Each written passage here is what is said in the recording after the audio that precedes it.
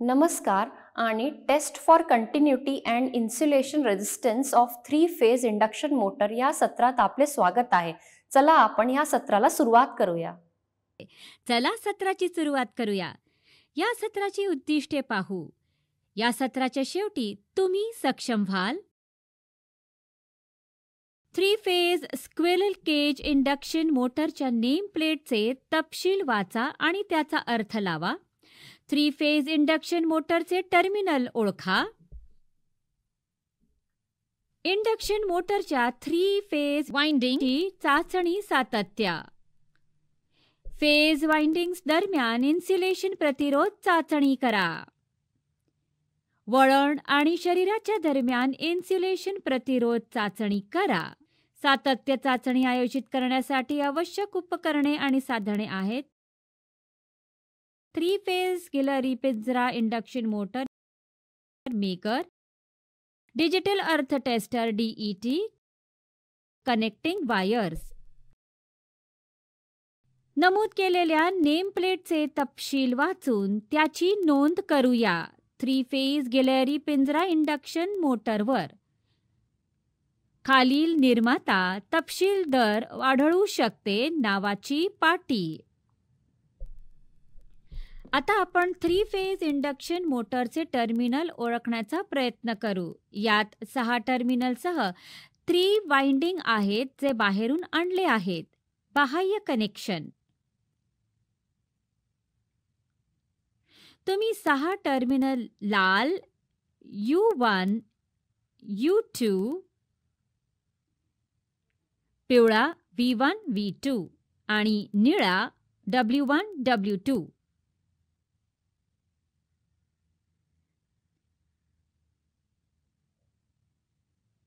3 वेगवेगळ्या रंगामध्ये दर्शवलेले पाहू शकता. ही गिलहरी पिंजरा इंडक्शन मोटर असल्याने रोटार वळण शॉर्ट सर्किट केलेले आहे, त्यामुळे कोणतेही रोटार टर्मिनल उपलब्ध नाहीत. आता आपण मेगर वापरून वाइंडिंग्सची सातत्य तपासू. सर्किट डायग्राममध्ये दाखवल्याप्रमाणे मेगरच्या चाचणी लीड्सला R phase winding U1, U2 शी जोडा. सातत्य असल्यास मेगर एक लहान प्रतिकार प्रदर्शित करेल. मेगर रीडिंग तपासा. जर सातत्य कमी असेल तर मेगर ग्रुप उच्च प्रतिकार दर्शवले मेगा ओमच्या क्रमाने. उर्वरित 2 वाइंडिंगसाठी V1, V2 आणि W1, W2 हीच प्रक्रिया पुन्हा करा.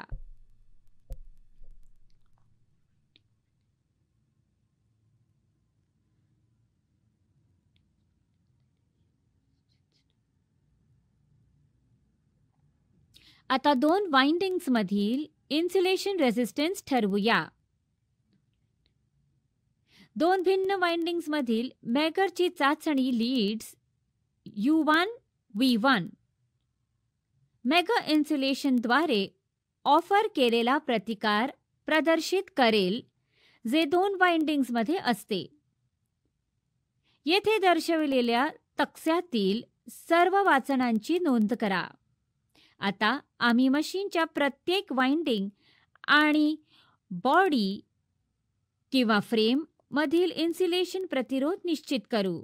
मेगरच्या चाचणी लीड्सला मोटर आणि टर्मिनल U1 च्या फ्रेम अर्थिंग स्टडवर कनेक्ट करा. येथे दर्शविलेल्या तक्त्यातील सर्व वाचनांची नोंद घ्या. इतर 2 वाइंडिंगसाठी देखील हीच प्रक्रिया पुन्हा करा. V1 आणि W1. आता 3 फेज इंडक्शन मोटरसाठी पृथ्वी कनेक्शनची प्रभावीता तपासू. पृथ्वी कनेक्शनची परिणामकारता तपासण्याकरता आम्हाला निश्चित करणे आवश्यक आहे. पृथ्वी सातत्य कंडक्टरचा प्रतिकार RECC, प्रत्येक टप्पा आणि शरीरामधील व्होल्टेज VB, पृथ्वीची क्षमता EP, पृथ्वी इलेक्ट्रोडचा प्रतिकार RE, इन्सुलेशन प्रतिरोध RI, वरील पॅरामीटर्स निर्धारित केल्यानंतर सर्व संभाव्य दोषांसाठी फॉल्ट करंट्सची गणना करा. फॉल्ट करंट्सच्या विशालतेवर आधारित आम्ही पृथ्वी कनेक्शन योग्य आहे की नाही हे ठरवू शकतो.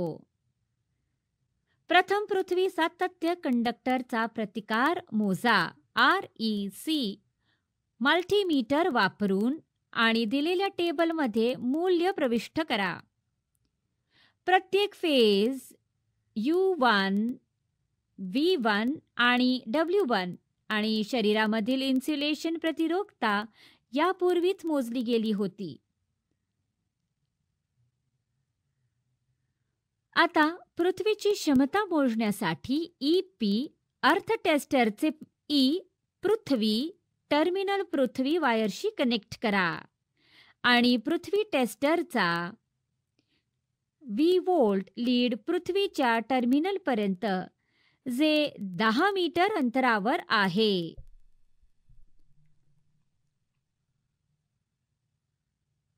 आता नॉबची स्थिती अर्थ व्होल्टेजमध्ये बदला आणि चाचणी बटन दाबा. अर्थ टेस्टवर पृथ्वीची क्षमता दर्शवेल. पृथ्वी इलेक्ट्रोडचा प्रतिकार मोजण्यासाठी पृथ्वी टेस्टरचे P संभाव्य टर्मिनल 6 मीटरवर असलेल्या पृथ्वी टर्मिनलला जोडा आणि पृथ्वी टेस्टरचे C वर्तमान टर्मिनल 10 मीटरवर असलेल्या टर्मिनलला. आता प्रतिकार श्रेणी बटन 10 ओम ते 100 ओम दरम्यान समायोजित करा. चाचणी बटन दाबा. पृथ्वी परीक्षक पृथ्वी इलेक्ट्रोड प्रतिकार प्रदर्शित करेल. आता इलेक्ट्रोडची स्थिती बदला जी P पॉइंटला दोन्ही बाजूंनी 1 मीटरने जोडलेली आहे आणि चाचणी बटन दाबून प्रतिकार पहा. पृथ्वी इलेक्ट्रोडच्या पृथ्वीच्या प्रतिकारच्या सरासरी मूल्याची गणना करा. RE सूत्र वापरून फॉल्ट करंटची गणना करा. RE सर्किटमध्ये पृथ्वीवरील दोष आढळल्यास VB plus EP by RI plus RECC plus RE. सर्किटमधील पृथ्वीवरील दोष आढळल्यास फ्यूज उडेल की नाही हे दर्शविणारा निष्कर्ष टेबलच्या टिप्पण्यांच्या संदर्भात लिहा किंवा प्रभावी.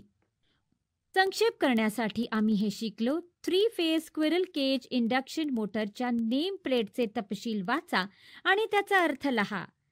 3 फेज इंडक्शन मोटरचे टर्मिनल ओळखा. इंडक्शन मोटरच्या 3 फेज वाइंडिंग चाचणी सातत्य. फेज वाइंडिंग्स दरम्यान इन्सुलेशन प्रतिरोध चाचणी करा. वळण आणि शरीराच्या दरम्यान इन्सुलेशन प्रतिरोध चाचणी करा.